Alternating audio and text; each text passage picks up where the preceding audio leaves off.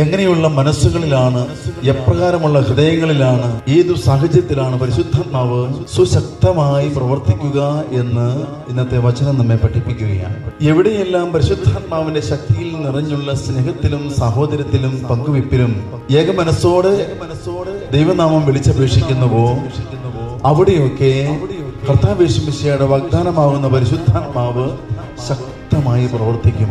അവരുടെ ഇടയിൽ അത് ഭവനത്തിലാണെങ്കിലും സമൂഹത്തിലാണെങ്കിലും നമ്മുടെ ഇടവക ജീവിതത്തിലാണെങ്കിലും ആത്മാവിന്റെ വലിയ പരിശുദ്ധാത്മ ശക്തി തിരിച്ചറിയുന്ന നിമിഷങ്ങളാണ്.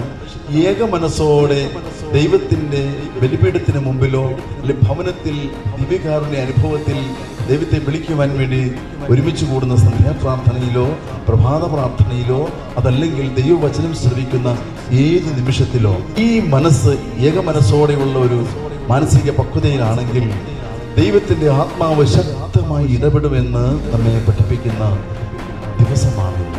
ജെറീക്കോ പട്ടണത്തിന്റെ പതനത്തെ നമുക്ക് കാണിച്ചു തന്നുകൊണ്ടാണ് ഇന്ന് കർത്താവ് യേശു മിശിഹാ ഇപ്രകാരം നമ്മോട് സംസാരിക്കുന്നത്.